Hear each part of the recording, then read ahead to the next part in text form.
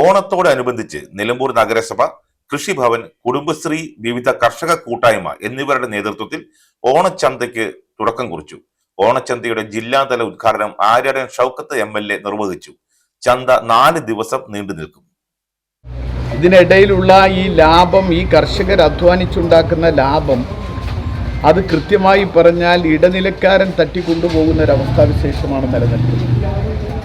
അതുകൊണ്ട് തന്നെയാണ് തദ്ദേശ സ്വയംഭരണ സ്ഥാപനങ്ങളുടെ പിന്തുണയോടുകൂടി കൃഷി വകുപ്പ് ഇത്തരം ഉത്സവകാലങ്ങളിൽ ഇതുപോലൊരു പദ്ധതിക്ക് തുടക്കം കുറിച്ചത്.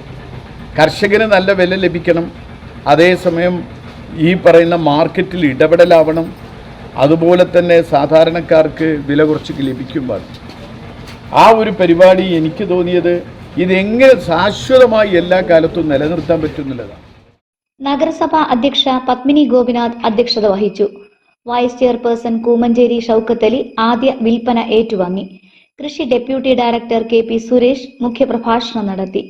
നിലമ്പൂർ കൃഷി assistant director Bijula Balan, standing committee chairperson Mumtaz Babu, കൃഷി ഓഫീസർ T വിശാഖ, അസിസ്റ്റന്റ് കൃഷി ഓഫീസർ ഷബീർ അലി മുക്കട്ട, കൗൺസിലർമാരായ ES Mujeeb, Rejeena Noushad Ali, PT Kunhimuhammed, Adukkath Isaq, Ummer Nani, Saifuddin, Prabha teacher, Shihab Inni, കൃഷി assistant TV Meena, CDS chairperson Sali Biju എന്നിവർ സംസാരിച്ചു.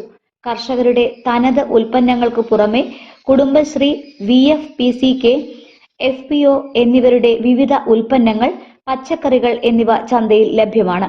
കൂടാതെ ഓണവിപണിയെ ലക്ഷ്യമിട്ട് ചെണ്ടമല്ലിപ്പൂ വിൽപ്പനയും ചന്തയുടെ ഭാഗമായുണ്ട്.